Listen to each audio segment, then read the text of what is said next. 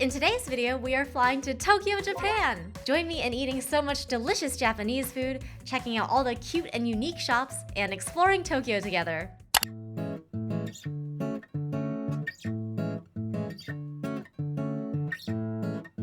Oh my goodness, we're flying to Japan! Honestly, this was such a smooth flight. Like, I tend to get really airsick, so I was a bit worried because the flight to Japan is like a gazillion hours long, but I actually felt pretty okay throughout it. I think a big part of why is because they actually gave us quite a bit of airplane food. Like, they served our first meal pretty soon after we took off. Alright, time to eat!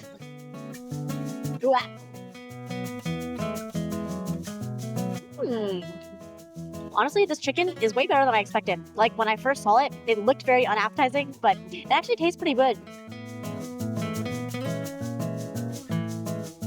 After the meal, it was time for lights out, and I tried my best to sleep, but kind of failed at it. So instead, I spent a bunch of time watching anime, editing this part of the vlog that you're seeing right now, and just chilling. And soon enough, and by soon I mean 14 hours later, we landed in Tokyo, and I am so excited! Oh my goodness, we made it to Japan! This is literally at the airport.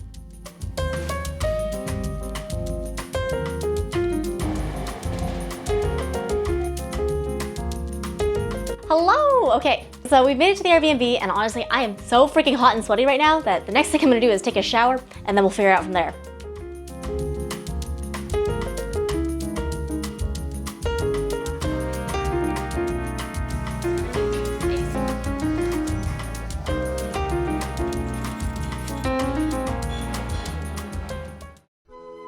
Good morning! Okay, so today is our first day in Japan, and low-key, we woke up like a lot later than I expected. I totally thought I would be super jet lagged, but it's like 8 a.m. right now.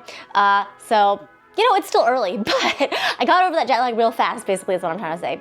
Anyhow, so the first thing we're doing today is grabbing some food and coffee because I am starving, so let's go see what's open.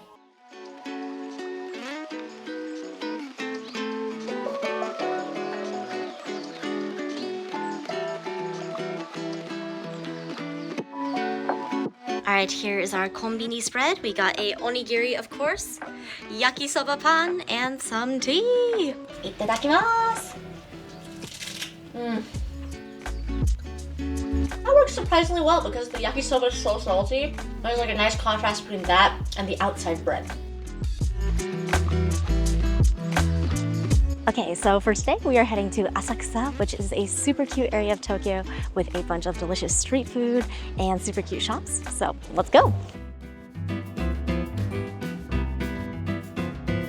Oh my goodness! It is so poppin'! So our first stop for the day was checking out all the fun little shops and stalls on Nakamise Shopping Street. There's so much delicious street food and cute little souvenirs.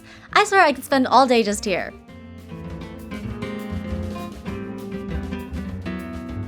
Oh my god, it is so hot today. I'm literally melting. I'll admit, I'm more drawn to the stores that have AC blasting.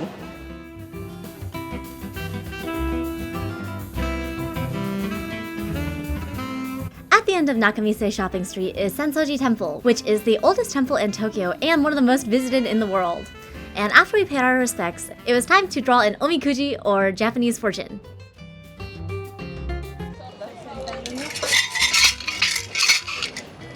Alright, got number 13. Best fortune! When spring comes, you will get good fortune. Just like flowers bloom on old branches, something happy will come. Incredible. Alright, Eddie, your turn.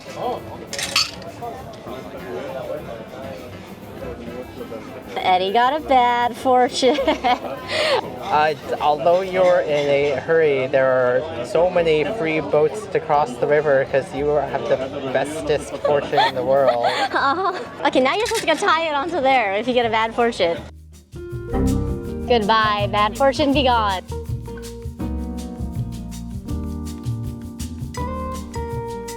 Dogs with clothes. After exploring the temple grounds, we were quite hungry and it was time to go check out some various street foods. And as we were wandering around, we saw this one stall that had a really long line, so we were like, okay, that place has gotta be good, right? So that's where we went. Oh my god, we are about to get a fresh batch. I'm excited. right, let's try it out. Whoa, that is so like sweet and juicy and flavorful. Definitely worth the price. Not sure if it's worth the wait, but delicious. Bakari sweat for a hottie day. Hottie day. Hot day. Good water. So refreshing. And since we were eating street food for lunch, we kind of wanted something else savory. So pretty nearby, we saw a fried chicken place and decided that we wanted to eat it. Hot. Freshly fried. Mmm. Oh, so crispy. Delicious. Anyhow, after we were done eating, it was time to go back to shopping.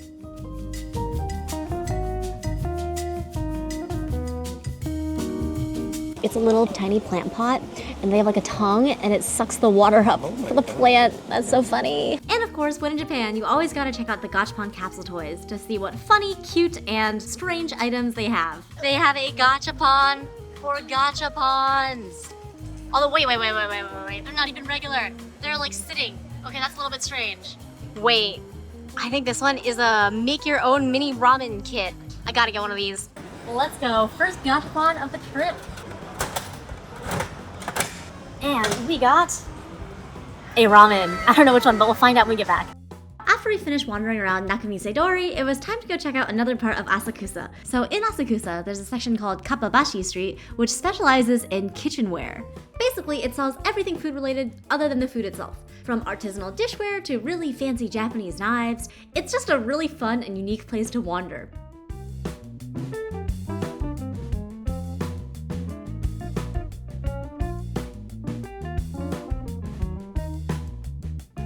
Anyhow, after a bunch of window shopping, we were getting pretty hungry and headed back to Nakamisedori for a snack. I saw this super viral matcha dessert and really wanted to give it a try.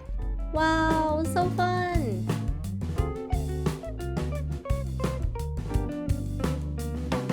Alright, let's try it. It's like creamy, but not ice cream. So interesting. To be honest, we were both not that impressed by it. Like, it tasted okay, but we didn't love it, you know? And it turns out that this is actually a type of dessert called a Mont Blanc, and it's a type of dessert where you mix chestnuts with like various flavors. I think it's like worth trying once, but like probably not worth the price, to be honest.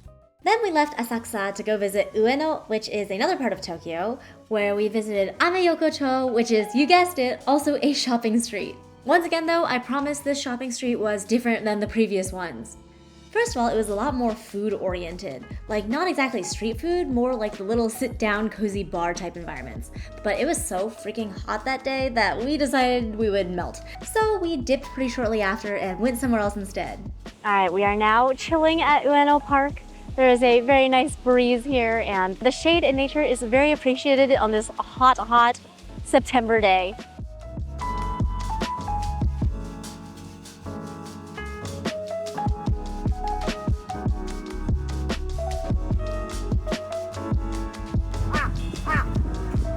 Anyhow, after our very fun-filled but tiring day, it was time for dinner. We found a conveyor belt sushi place near our Airbnb that had a lot of locals in it, so we decided to give it a try. It's ours! Whoa! That one's not ours. Oh, sushi spread. First set of many to come.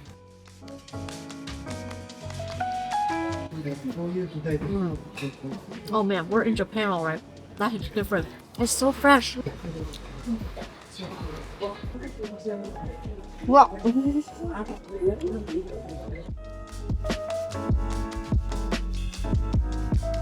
After dinner, we promptly fell asleep. It turns out we walked 22,000 steps on our first day, so yeah, we were quite tired.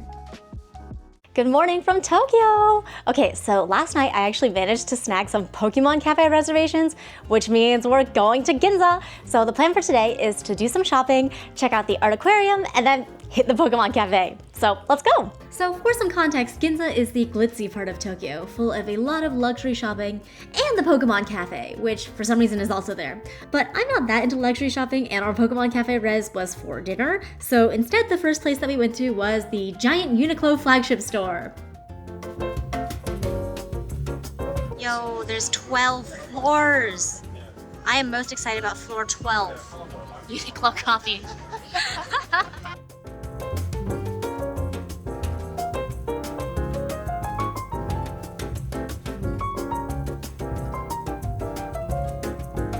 Alright, I will admit, after 8 floors of Uniqlo, there's not that much more Uniqlo I need to see. But I did really want to see the Uniqlo coffee shop, so up we went. And indeed, there actually was a coffee shop on the top floor, with a cute little seating area, so it was a nice place for us to rest our feet. Oh, that's pretty good. Dang, good job, Uniqlo. Anyhow, after browsing all 12 floors of Uniqlo, it was time for us to step up our game and head to Ginza 6, which is one of the big luxury malls. Dude, this whole mall just feels bougie. Because it is bougie. I'm not gonna lie, I think this entire mall is out of my budget, but at least I can admire the artwork. Like, they had this giant modern art space cat exhibition in the center, which was very unique. Ooh, a bookstore. Very fancy. Ironically, the bookstore was probably my favorite store in the entire mall. It honestly felt a bit like a museum, like it was really aesthetic, but I guess the difference is you could actually buy this stuff here if you wanted to. Would definitely recommend checking it out.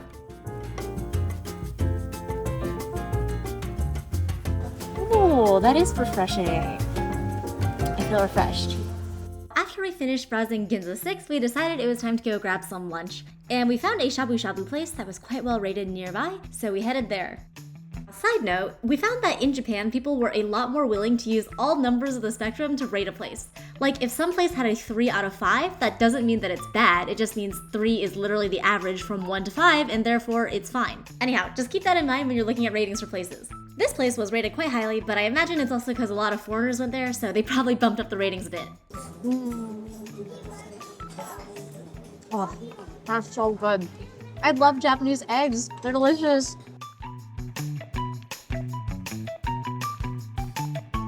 Oh my god, that sukiyaki was delicious. Anyhow, now that we are all fed and satisfied, it is time to go back to shopping. The next store on our list is one that I was really looking forward to. It's called Itoya, and it's a giant stationery store. Every floor has like a specific theme, and there's just so much stationery goodness to choose from.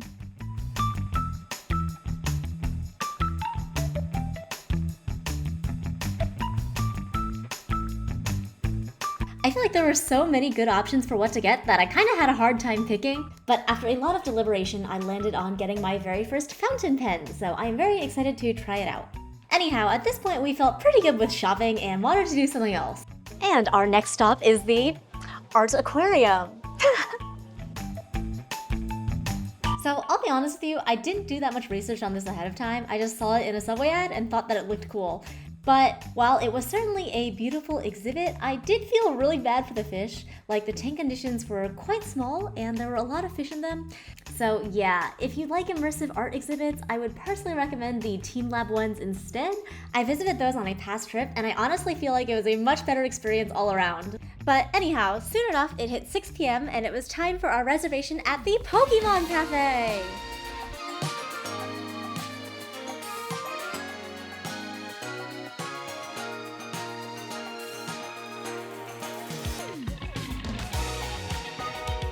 So the decor in the Pokemon Cafe was absolutely stunning, and one of my favorite parts were these little Pikachus that had samples of the menus, so you could get a sense of the different options of what you might want to order. And it was just so cute.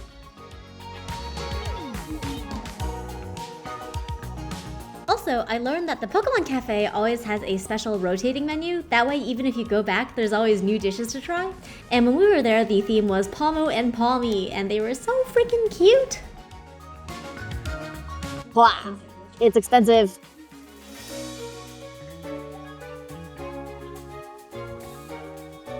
They're so cute. Oh my goodness. You know, it kind of breaks my heart to eat this, but I've already spent way too long taking pictures, so I think it's time to eat. Wait. That curry is surprisingly good. I mean, all Japanese curry is pretty good. Little Pikachu toothpick. Don't worry, Mom, I ate my 2 veggies. All right, and now I'm trying the Palmo curry. It's okay. It's all right. I'm still having a good time. Goodbye, Palmo. It's time to eat your face. That's so cursed. I'm so sorry. Got our super cute Palmo sundae as part of the Palmo set. Oh, I like the orange flavor. Also, this sundae is low-key by far the best thing that we ordered. It's actually good. And as we finished up eating, it was time for what we were all waiting for, the Pikachu dance!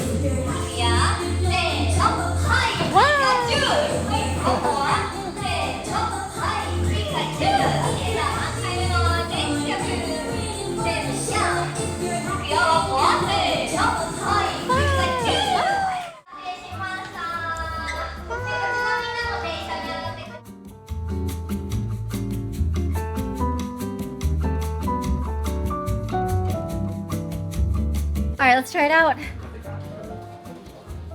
Yeah, that definitely needs more matcha.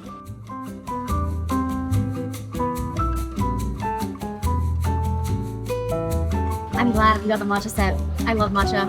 So fun fact, in the Pokemon games, there's a little Easter egg where only 1 in 100 Sinistes have a specific form with a seal of authenticity, and all the others are knockoffs. And apparently they did the same thing with these actual merchandise products too.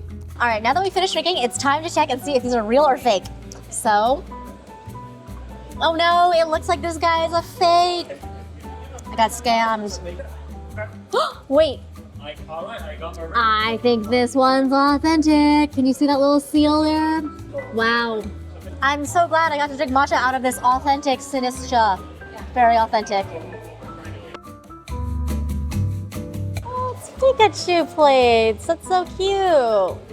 Hey, wait a second. Yo, it's Ditto Pikachu. Where's Ditto Eevee?